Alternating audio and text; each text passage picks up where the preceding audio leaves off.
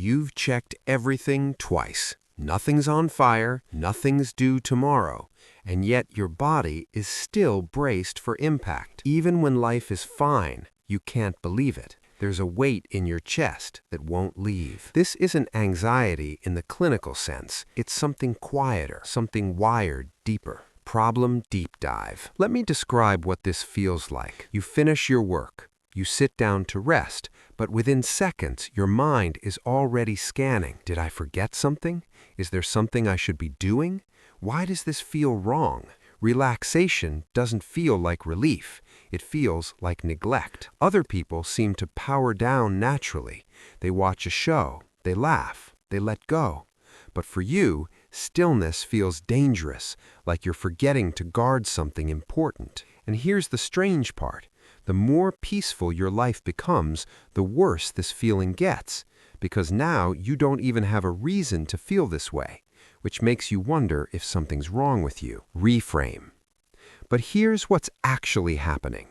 You're not broken, you're not weak, you're not high-strung or too sensitive. Your brain is doing exactly what it was trained to do. Psychologists call this hypervigilance, but that word makes it sound like a disorder. It's not.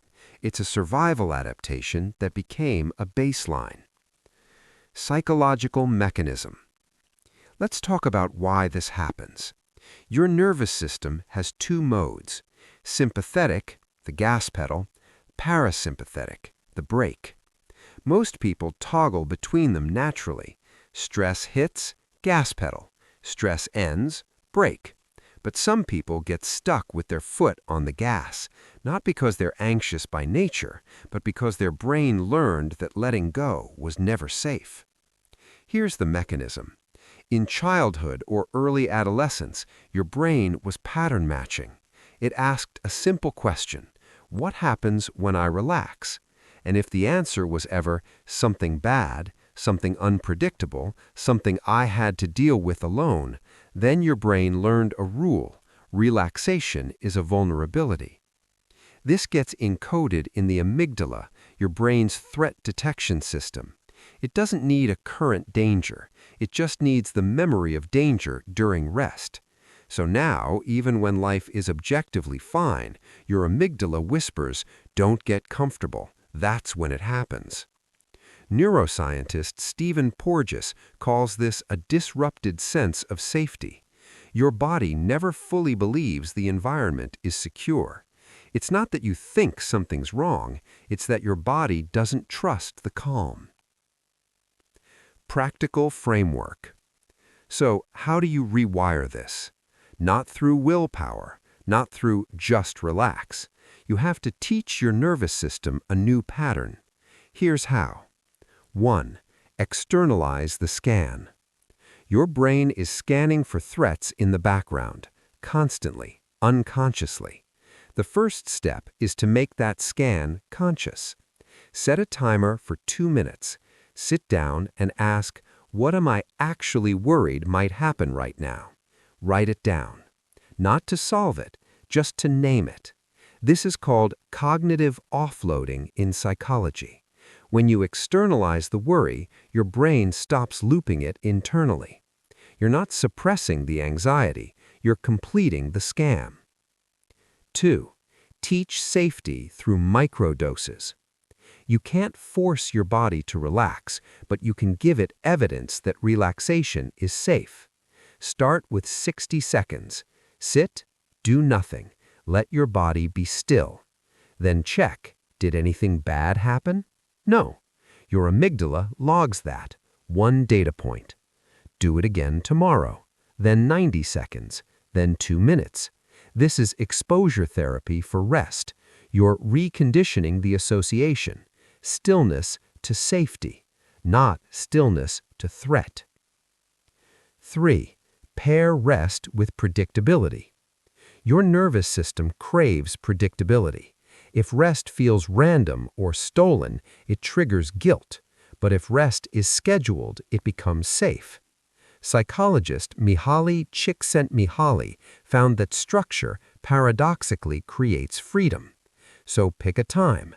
Same time every day, even 5 minutes. Label it, "This is my rest block."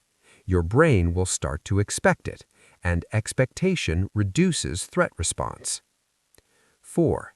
Use somatic anchors. Your body holds the tension your mind can't name. You need a physical cue that signals safety. Here's one. Place both feet flat on the ground. Press down gently. Feel the pressure. Then exhale slowly for 6 seconds. This activates the vagus nerve, which controls parasympathetic response. It's a biological brake pedal you can press manually. Do this once a day, before bed, after work, doesn't matter. You're teaching your body this is what safety feels like. 5. Reframe rest as responsibility.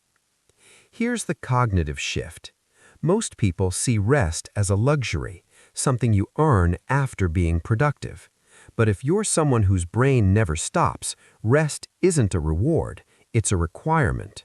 Not for performance, for recalibration. Think of it this way. A car that never idles overheats. A computer that never sleeps corrupts files. Your brain is no different. Rest isn't laziness, it's maintenance. When you reframe it that way, guilt drops because now rest is part of the work. Integration. Let me tie this together with one simple model. Your inability to relax comes from 3 missing pieces. Safety, your body doesn't believe the environment is secure. Pattern, rest has no structure, so it feels chaotic. Permission, you've never been taught that stillness is legitimate. You fix this by externalizing the scan, scheduling rest, and reframing it as responsibility. It's not about learning to relax, it's about reteaching your system what rest means. Quiet, empowering close. If you've lived your whole life on high alert, stillness will feel foreign at first. That's okay. You're not trying to become someone else. You're trying to give your body permission to trust the quiet. 1 minute at a time, 1 breath at a time. Because the goal isn't to stop caring, it's to stop guarding against ghosts. You've survived by staying ready. Now it's time to learn what happens when you're not.